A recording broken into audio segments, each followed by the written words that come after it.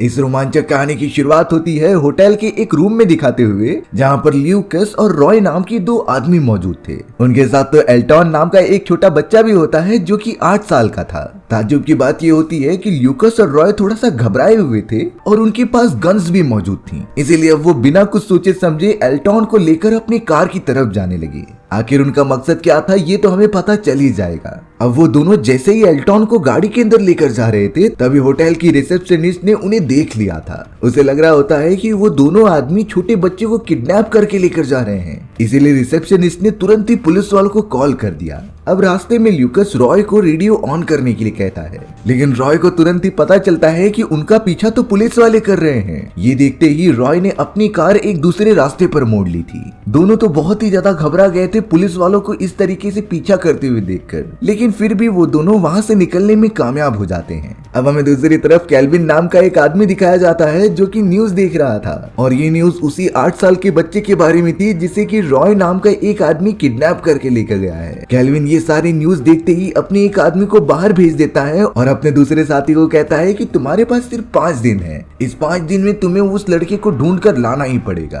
अब केल्विन वहां से निकलते हुए सीधा चला आया था एक कॉन्फ्रेंस रूम में, जहां पर बहुत सारे लोग बैठे हुए होते हैं। केल्विन तो उन सभी को किसी टॉपिक के ऊपर स्पीच देने के लिए रेडी हो रहा था। तभी हमें दिखाया गया कि काफी सारे FBI ऑफिसर उस जगह की तरफ बढ़ रहे हैं। ऐसा लग रहा था कि वो किसी सीक्रेट मिशन पे हैं, इसीलिए अब सारे FBI वाले कॉन्फ्रेंस रूम में घुसकर सभी लोगों को वहां से जाने के लिए कहते हैं, क्योंकि उन्हें सिर्फ केल्विन से पूछताछ करनी थी। देखते ही देखते वो पूरा कॉन्फ्रेंस रूम खाली हो जाता है, जहां पर सिर्फ केल्विन ही बचा था। लेकिन FBI वाले तो केल्विन को बहुत ही ज्यादा शक की निगाह से देख रहे थे। वहीं अब हमें ल्यूकस और रॉय को दिखाया जाता है जिसके पीछे अभी भी पुलिस लगी हुई थी, इसीलिए वो दोनों बहुत ही ज्यादा स्पीड में अपनी कार को भगाते हैं। उनकी स्पीड इतनी ज्यादा हो गई थी कि रात के समय उनका एक्सीडेंट होने से थोड़ा सा बचता है, लेकिन उनकी इस तरीके की ड्राइविंग के कारण कई सारी कार्स एक दूसरे में टकरा गई थी। रॉय और ल्यूकस जब बाहर आकर देखते हैं तो एक लेडी ड्राइवर बहुत ही ज्यादा चोटिल हो गई थी। उसके सर से तो बहुत ही ज्यादा खून भी गिर रहा था और वो बेहोश हो गई।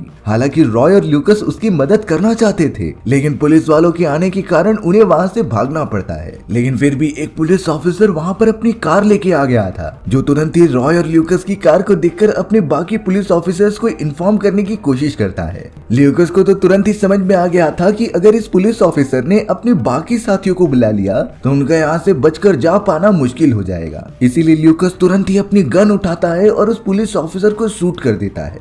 साथ ही साथ अब उसने पुलिस वालों के रेडियो पे जाकर कह दिया था कि सारी चीजें क्लियर हो चुकी हैं, वो लोग तो पहले ही दूर भाग चुके हैं, इसलिए तुम सभी को यहाँ पर आने की कोई जरूरत नहीं। जिसके बाद ल्यूकस रॉय कार में बैठकर उस लड़के के साथ कहीं दूर चले जाते हैं। अब हमें उसी बड़े बिजनेसमैन केल्विन के पास दिखाया गया था जिससे कि FBI ऑफिसर्स बातचीत कर रहे होते हैं। ऑफिसर ने तो वहाँ मौजूद सारे लोगों के स्टेटमेंट्स ले लिए थे, क्योंकि वो जरा भी गलती नहीं कर सकते अपनी इस इन्वेस्टिगेशन में। अब हमें एजेंट मिलर को दिखाया जाता है जो कि केल्विन से पूछ रहा था कि इतने सारे वेपन्स आखिरकार आपने कहां से प्रोड्यूस किए, क्योंकि हाल ही में रेड होने के कारण केल्विन के एक बिजनेस एरिया में काफी सारे वेपन्स मिले थे, इसीलिए अब FBI वाले उस पूरे वेपन के प्रोडक्शन के बारे में जानना चाहते हैं। लेकिन केल्विन इन सारी चीजों का प्रॉपर जवाब ही नहीं दे रहा था। अब थोड़ी ही देर में वहां पर पॉल नाम का एक मैसेंजर आ जाता है। वो कहने लगा कि कुछ नंबर्स और सिग्नल्स इनकोडेड फॉर्मेट में मौजूद थे, जिससे कि सिर्फ गवर्नमेंट सैटेलाइट और गवर्नमेंट ऑफिशियल से देख सकते हैं। आखिर उस इनकोडेड मैसेज को डीकोड कैसे कर लिया गया? ये सारी बातें पूछने के बाद केल्विन बताता है कि मेरे पास एक बच्चा आया था, मैंने उसे अडॉप्ट किया क्योंकि उसके पास कुछ ऐसी शक्तियां मौजूद थीं जिससे कि वो अलग अलग टाइप के लैंग्वेजेस बोल सकता था और समझ भी सकता था। उसने तो एक ही समय में वो सारे सिग्नल्स को डीकोड करके मुझे दे दिया, जिससे कि मैं वो सारी इंफॉर्मेशन अपने लिए यूज कर पाया। लेकिन अब वो बच्चा किडनैप हो चुका है। वहीं दूसरी तरफ ल्यूकस और रॉय एल्टॉन को लेकर एक घर के अंदर आ जाते हैं जो उनके दोस्त का था। उन दोनों को लग रहा होता है कि वो एल्टॉन के साथ यहाँ पर सुरक्षित रहेंगे, क्योंकि उनका दोस्त बहुत ही ज्यादा लॉयल था और वो पुलिस वालों को इन्फॉर्म नहीं करेगा। टीवी पर तो ल्यूकस और रॉय के बारे में सारी न्यूज फैल चुकी थी कि इन दोनों को जो भी पकड़ने में मदद करेगा उन्हें रिवॉर्ड्स भी मिलेंगे, क्योंकि इन्होंने एक छोटे बच्चे को किडनैप किया है। लेकिन असली सच्चाई क्या थी ये तो ल्यूकस और रॉय को ही पता है। अब यहाँ पर ल्यूकस और रॉय बहुत ही ज्यादा थक गए थे, इसीलिए वो दोनों ड्रिंक करते हुए सो जाते हैं। उन्हें जरा भी अंदाजा नहीं था कि आखिरकार उनके साथ आगे चलकर क्या होने वाला है। तभी अचानक मिडनाइट में ही सारी चीजें हिलने लगी थी। ल्यूकस और रॉय को तो लगने लगा कि यहाँ पर भूकंप आ रहा है, इसीलिए वो दोनों तुरंत ही एल्टॉन के कमरे में भागते हुए चले गए। लेकिन तब वहाँ उन्होंने देखा कि उनका दोस्त एक अजीब तरीके की रोशनी एल्टॉन के सर पर मार रहा है, जिससे कि एल्टॉन को काफी ज्यादा दर्द होता है और वो चिल्ला रहा था। ये चीजें ल्यूकस को बहुत ही ज्यादा अजीब लगती है, इसीलिए वो तुरंत ही अपने दोस्त को जाकर सर पे मार देता है, जिससे कि अब वो नीचे गिर गया था और उसने एल्टॉन को छोड़ दिया। वो दोनों एल्टॉन को किसी भी तरीके से संभालते हैं, लेकिन एल्टॉन तो चिल्लाता ही जा रहा था। यहाँ पर हमें एक सीक्रेट पता चला कि एल्टॉन के पास कुछ सुपर नेचुरल शक्तियां मौजूद हैं, लेकिन अभी तक उसने उन पावर्स को अनलॉक नहीं किया है। उसे अपने अंदर की नेचुरल एनर्जीज को कंट्रोल करना सीखना पड़ेगा। और तो और बात ये थी कि ल्यूकस और रॉय हमेशा एल्टॉन को रात के समय ही लेकर बाहर निकलते थे, क्योंकि एल्टॉन दिन में जब भी बाहर निकलेगा तो उसकी बॉडी पूरी तरीके से जलने लग जाती थी, यानी कि वो सूर्य की रोशनी सर्वाइव नहीं कर पाएगा। अब वहीं हमें पॉल दिखाया जाता है, जो एल्टॉन के बारे में सारी इंफॉर्मेशन हर लोगों से इकट्ठा करने की कोशिश कर रहा था। लेकिन अफसोस की बात ये होती है कि कोई एल्टॉन के बारे में ज्यादा जानता ही नहीं।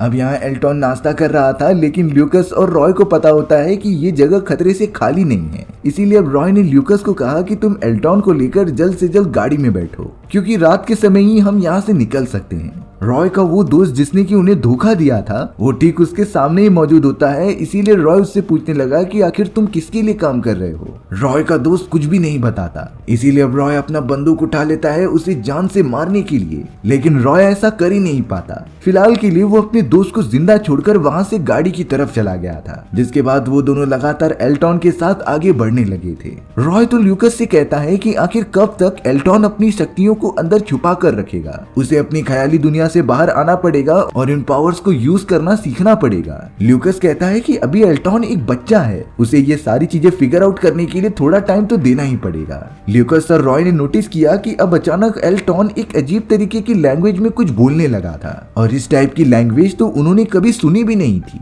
रॉय ने अगले मोमेंट में जैसे ही रेडियो को ऑन किया, तब पता चला कि यही सेम लैंग्वेज तो रेडियो पर भी बोली जा रही है। आखिर एल्टॉन कैसे इन सारी लैंग्वेजेस को जानता है, और जरूर उसने कोई मैसेज गेट किया होगा जिसे कि वो डीकोड कर रहा था। इन सारी चीजों का उन दोनों को ज्यादा आइडिया होता नहीं, इसीलिए वो इन सारे मैसेजेस को इग्नोर कर देते हैं। अब वो लगातार ट्रेवल करते हुए एक पेट्रोल स्टेशन पर आ गए थे, जहाँ पर रॉय अपनी गाड़ी के अंदर पेट्रोल भराने चला जाता है। वहीं ल्यूकस सुपरमार्केट में आकर जरूरत के सारे खाने के सामान ले रहा था। कार से निकलते हुए रॉय ने एल्टॉन को समझा कर रखा था कि चाहे कुछ भी हो जाए तुम कार से बाहर मत निकलना, क्योंकि ये सारी चीजें काफी खतरनाक हो सकती थी। लेकिन एल्टॉन थोड़ी ही किसी की बात मानने वाला था। दोनों के जाने के बाद वो भी काफी बोर होने लगा, इसीलिए अब वो कार से बाहर निकलकर आ जाता है। अब एल्टॉन को एक बच्चा समझकर उसके साथ एक लेडी बात करने लगी थी कि आखिर तुम्हारे पेरेंट्स कहाँ पर हैं। एल्टॉन इस बात का कुछ जवाब नहीं देता, तब तक उस जगह पर रॉय आ चुका था। रॉय ने उस लेडी को यहाँ से जाने के लिए कहा, क्योंकि ये सारी चीजें काफी खतरनाक भी हो सकती हैं। वो अनजान लेडी भी वहाँ से चली गई थी। तब जाकर रॉय एल्टॉन को डांटते हुए कहता है कि मैंने तुम्हें कहा था कि कार में ही रुकना, तुम इस तरीके से परमिशन के बिना बाहर नहीं आ सकते। एल्टॉन इस बात से काफी ज्यादा उदास होकर बार बार सॉरी कह रहा होता है। रॉय को नहीं समझ में आ रहा था, क्योंकि ये सारी चीजें एल्टॉन एक पैटर्न में बोल रहा होता है। तभी अगली मोमेंट में अचानक आसमान से कई सारी सैटेलाइट्स के टुकड़े गिरने लगे थे। ये चीजें और किसी ने नहीं बल्कि एल्टॉन ने की थी, जो काफी नर्वस होने की वजह से सैटेलाइट को कंट्रोल करके नीचे गिरा रहा था। चारों तरफ एकदम से तबाही होने लगी। रॉय किसी भी तरीके से एल्टॉन को लेकर गाड़ी में बैठ जाता है, और अब ल्यूकस भी आ चुका था। वो दोनों तो कार को जल्द से जल्द भगाते हुए आगे की तरफ लेकर जाते हैं। यहाँ एक बात नोटिस की गई कि एल्टॉन की पूरी बॉडी के ऊपर खून निकल रहे थे, यानी कि वो अपनी नेचुरल पावर्स यूज करने के कारण काफी कमजोर हो चुका है। रॉय और ल्यूकस तो एल्टॉन को जल्द से जल्द एक घर के पास लेकर आ जाते हैं, जहाँ पर सारा नाम की एक लेडी मौजूद थी। तब जाकर हमें ये पता चला कि सारा और कोई नहीं बल्कि एल्टॉन की मदर है। वो तो एल्टॉन को देखकर बहुत ज्यादा खुश हो जाती है और उसे गले से लगा लेती है, क्योंकि यहाँ सारा अपने बेटे एल्टॉन से कई सालों बाद मिल रही थी। रॉय और ल्यूकस भी जल्द से जल्द उसके घर में चले जाते हैं, क्योंकि बाहर रहना उनके लिए खतरे से खाली नहीं था। सारा तो अपने बेटे एल्टॉन की बहुत ही अच्छी तरीके से खातिरदारी करने लगी क्योंकि उसे वापस जाना ही पड़ेगा रॉय और ल्यूकस के साथ। दरअसल एल्टॉन की सेफ्टी के लिए सारा ने ही उन्हें रॉय और ल्यूकस को दिया था क्योंकि इस जगह पर हमेशा पुलिस ऑफिसर्स और सारे बिजनेसमैन आ जाते थे एल्टॉन की पावर्स को यूज करने के लिए। और जब भी एल्टॉन अपनी पावर यूज करता उसके शरीर की शक्तियां काफी कमजोर हो जाती जिससे कि अब वो बीमार भी पड़ने लगा है। सारा तो ल्यूकस और रॉय दोनों से कहती है कि एल्टॉन का ट्रीटमेंट होना जरूरी है। ल्यूकस भी इस बात पर हाँ करते हुए कह रहा था कि इसे हॉस्पिटल में एडमिट करना ही पड़ेगा, नहीं तो एल्टॉन की हालत और भी ज्यादा खराब हो सकती थी। पर रॉय इन सारी चीजों के अगेंस्ट था क्योंकि हॉस्पिटल में भी टाइट सिक्योरिटी होगी और अगर एल्टॉन के बारे में किसी को पता भी चल गया तो वो यहाँ पर पूरी मिलिट्री फोर्स लेकर आ जाएंगे। इसीलिए जब तक एल्टॉन पूरी तरीके से खुद ही रिकवर नहीं हो जाता हम हॉस्पिटल नहीं जा सकते। यहाँ सारा भी पूरी तरीके से मजबूर थी और वो कुछ भी नहीं कर पा रही होती अपने बेटे के लिए। अब हमें यहाँ दो एजेंट्स दिखाए जाते हैं जिनका नाम लेवाई और डोप होता है। वो दोनों तो पूछताछ करते हुए सारा की मदर के पास आ गए थे क्योंकि उन्हें अब किसी भी तरीके से सारा के बेटे एल्टॉन को ढूंढना था। वहीं दूसरी तरफ पॉल भी उसी जगह पर आ जाता है जहाँ पर सैटेलाइट्स गिरी थी। सारे ऑफिसर्स वहाँ पर अपनी इन्वेस्टिगेशन कर रहे थे कि आखिर ये चीजें कैसे पॉसिबल हो सकती हैं क्योंकि सैटेलाइट तो कई सालों से हमारे ऑर्बिट पे मौजूद है और आखिरकार बिना कोई रेडिएशन के कैसे कोई उन्हें नीचे खींच सकता है। इसमें जरूर कोई सुपरनैचुरल शक्तियां शामिल हो सकती हैं जिसने कि सारे सिस्टम को डीकोड करके सैटेलाइट की डायरेक्शन अपने आप ही चेंज कर दी। हालांकि इतना ज्यादा रिसर्च करने के बावजूद भी उन सभी को वहां पर कुछ सबूत नहीं मिलते। हालांकि पॉल को अंदाजा था कि ये काम जरूर उस एल्टॉन यानी कि उस छोटे बच्चे ने किया होगा। यहाँ रूम के अंदर सारा और रॉय बैठकर न्यूज देख रहे होते हैं जिसके अंदर वही सारी फुटेजेस दिखाई जा रही थी जब पुलिस ऑफिसर्स पेट्रोल स्टेशन पर गिरे हुए सैटेलाइट्स की छानबीन कर रहे होते हैं। सारा को अपने बेटे की बहुत ज्यादा फिक्र होने लगी, इसीलिए वो डायरेक्टली ल्यूकस के पास चली जाती है और कहती है कि कार ठीक होने के बाद तुम मुझे और मेरे बेटे दोनों को ही लेकर चलना। ल्यूकस इस बात से राजी हो जाता है। अब यहाँ सारा ल्यूकस को रॉय के बारे में पूछने लगी कि आखिर तुम रॉय के साथ कब से हो। तब जाकर ल्यूकस ये रिवील करता है कि मैं रॉय के साथ बचपन में हूँ और हम काफी अच्छे दोस्त हैं। कुछ समय पहले जब आपने रॉय को एल्टॉन की जिम्मेदारी सौंपी थी तब वो मेरे पास आया और मैं भी इन सारी चीजों में शामिल हो गया। और ल्यूकस तो सारा से प्रॉमिस करता है कि चाहे कुछ भी हो जाए वो एल्टॉन को चोट पहुंचने नहीं देंगे। थोड़ी देर के अंदर कार ठीक होने की वजह से वो सभी लोग अंदर बैठ गए थे। रास्ते में सारा अपने बेटे एल्टॉन से पूछ रही थी कि आखिरकार तुमने वो सैटेलाइट्स क्यों गिराए, क्या तुम्हें किसी ने कमांड दिया था ये सारी चीजें करने के लिए। तब जाकर एल्टॉन इसका जवाब देता है कि ये चीजें मैंने ही की थी क्योंकि FBI वाले उन्हीं सैटेलाइट्स की मदद से हम पर नजर रख रहे थे और वो लगातार हमारी कार को ट्रैक करते जा रहे होते हैं। इसीलिए एल्टॉन ने उन सभी से पीछा छुड़ाने के लिए वो सारे सैटेलाइट्स नीचे गिरा दिए जिससे कि अब वो उन्हें ट्रैक नहीं कर सकते। ये सारी चीजें देखकर ल्यूकस, रॉय और सारा भी चौंक जाते हैं कि एल्टॉन ने आखिरकार अपने कंट्रोल में होकर अपनी नेचुरल पावर्स यूज की थी, यानी कि वो धीरे धीरे पावर्स को कंट्रोल करना सीख रहा है। लेकिन जब वो थोड़ी देर तक आगे बढ़ते रहते हैं तब अचानक एल्टॉन के सर में काफी ज्यादा दर्द होने लगा था। उसकी तबीयत अचानक खराब हो जाती है और अब वो अपनी आंखों से वही तेज रोशनी छोड़ने लगा था। ये रोशनी इतनी ज्यादा तेज होती है कि तीनों लोगों ने अपनी आंखें बंद कर ली। एल्टॉन भी नहीं समझ पाता कि आखिर उसके साथ हो क्या रहा है। वो तो जल्द से जल्द कार से बाहर निकलकर साइड में खड़ा हो जाता है क्योंकि उसकी supernatural powers out of control होती जा रही हैं। रॉय, ल्यूकस और सारा भी बाहर की तरफ आ जाते हैं एल्टॉन को संभालने के लिए, लेकिन एल्टॉन ऊपर की तरफ देखकर कहने लगा कि वो सभी वापस आ रहे हैं, इसीलिए तुम सभी को यहाँ से चले जाना चाहिए। ल्यूकस तो लगातार रॉय से कह रहा था कि हमें एल्टॉन को हॉस्पिटल लेकर जाना चाहिए, उसका इलाज होना बहुत ज्यादा जरूरी है। लेकिन रॉय का मानना था कि अगर हम ऐसा करेंगे तो FBI वाले हमारे साथ साथ एल्टॉन को भी पकड़ लेंगे, जहाँ से निकलना एकदम नामुमकिन हो जाएगा। एल्टॉन बहुत ही ज्यादा तनाव भरा महसूस कर रहा था, इसीलिए रॉय ने उसे उठाया और फॉरेस्ट की तरफ भागने लगा। उसने ल्यूकस से कह दिया कि तुम सारा को लेकर वापस घर चले जाओ। रॉय द्वारा कहे जाने के कारण ल्यूकस सेम टू सेम वैसा ही करता है। वहीं दूसरी तरफ अब हमें पॉल को दिखाया जा रहा था जो काफी सारे नंबर्स जो कि सैटेलाइट से निकले थे उन्हें लिख कर ये पता लगा रहा होता है कि आखिरकार एल्टॉन किस जगह पर जा रहा है। दरअसल बात ये थी कि एल्टॉन ने जिस समय सैटेलाइट को कंट्रोल किया था उसके दिमाग से रिलेटेड कुछ सिग्नल्स उनके सिस्टम में ट्रांसफर हो चुके थे। उन्हीं सिग्नल्स को पॉल डीकोड करता है और पता लगाता है कि आखिरकार एल्टॉन के दिमाग में चल क्या रहा है और आखिरकार वो कहाँ जा रहा है। और अब पॉल ने इतने घंटों की मेहनत के बाद आखिरकार पता लगा ही लिया था उसकी लोकेशन का। अब हम उन दोनों एजेंट्स को देखते हैं जो रॉय के उसी दोस्त के घर पर आ चुके थे जिसने कि एल्टॉन पर हमला किया था। उन दोनों ने तो धमकी देना स्टार्ट भी कर दिया कि अगर तुम हमें एल्टॉन के बारे में नहीं बताओगी तो हम तुम्हें जान से मार देंगे। इसीलिए रॉय के उस दोस्त को जितना पता था उसने उन्हें बता दिया।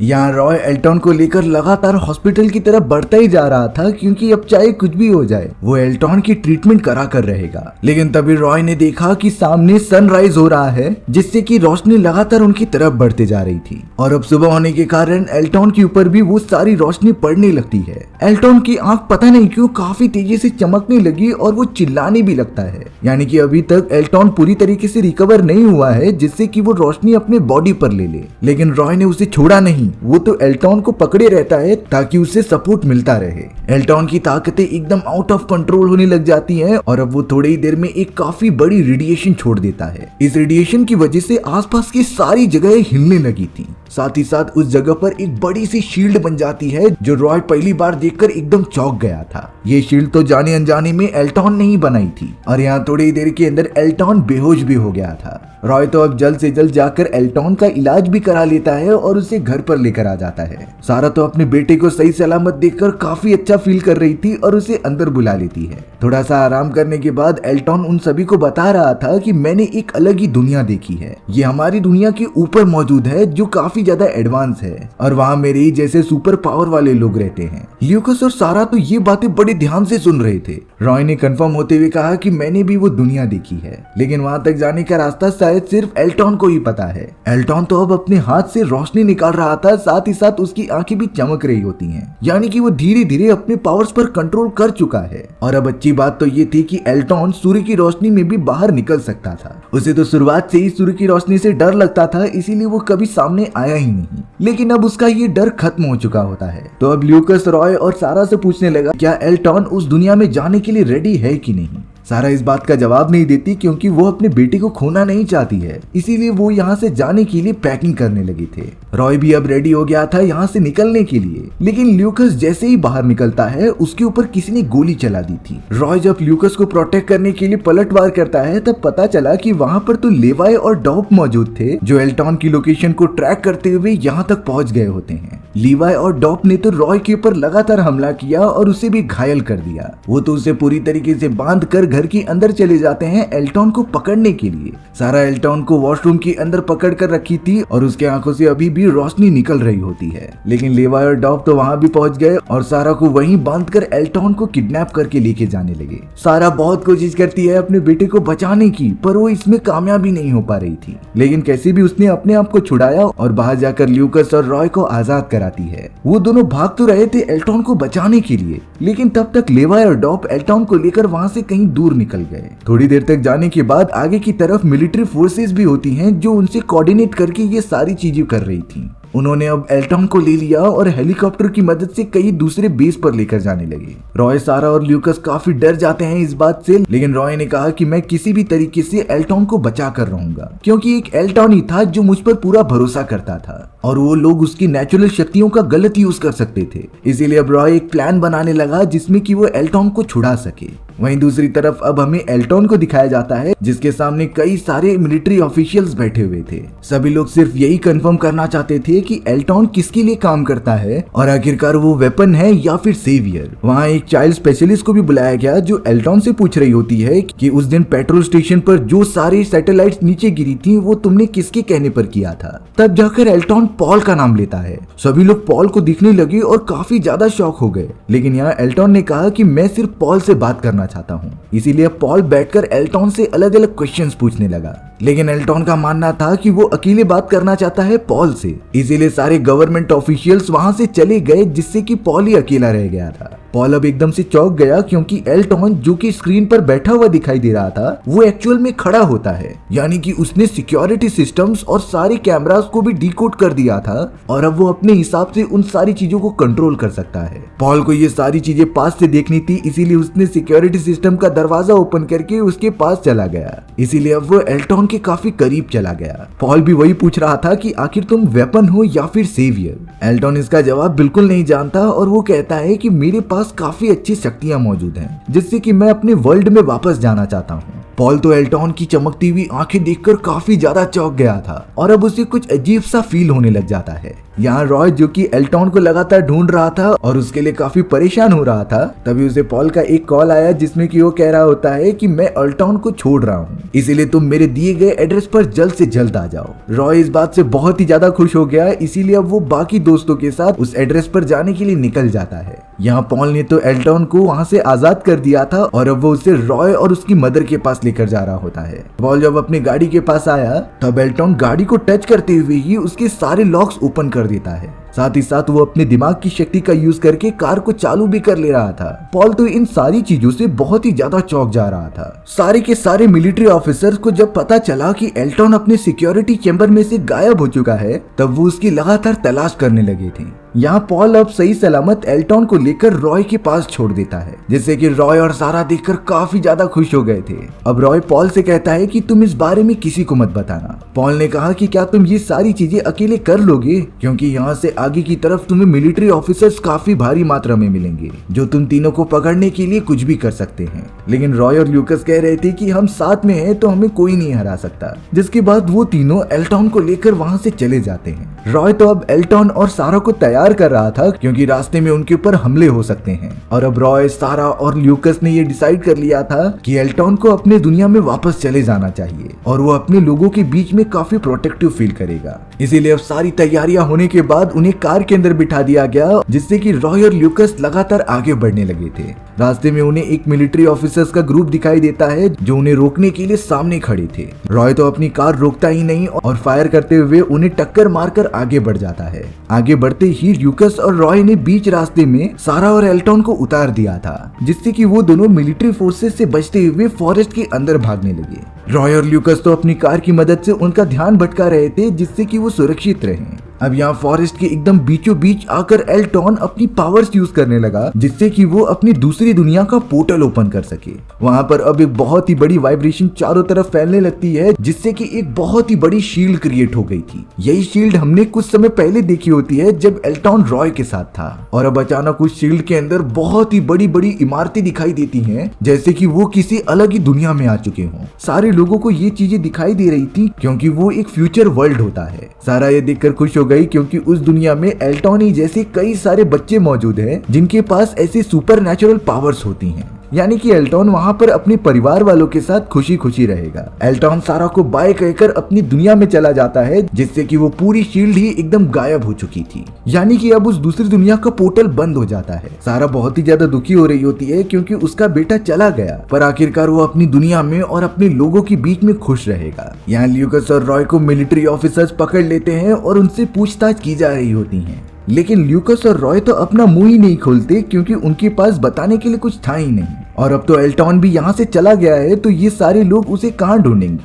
अंत में हमें दिखाया गया कि रॉय को जेल के अंदर बंद करके रखा गया था और वो बहुत ही ब्यूटीफुल सनराइज देख रहा होता है। यहाँ हमने नोटिस किया कि रॉय की भी आंखों में उसी तरीके की रोशनी चमक रही है जिस तरीके से एल्टॉन की आंखों में दिखाई देती थी। और अब हमारी ये एडवेंचरस कहानी यहीं खत्म हो जाती है। सो व्यूअर्स, आपको ये स्टोरी कैसी लगी कमेंट सेक्शन में बताना भूलना मत। और अगर आपको मेरा एक्सप्लेनेशन 1% भी अच्छा लगा होगा ना, तो वीडियो को लाइक एंड चैनल को सब्सक्राइब जरूर कर देना। मिलते हैं इसी तरीके की मजेदार वीडियोस में, तब तक के लिए बाय बाय।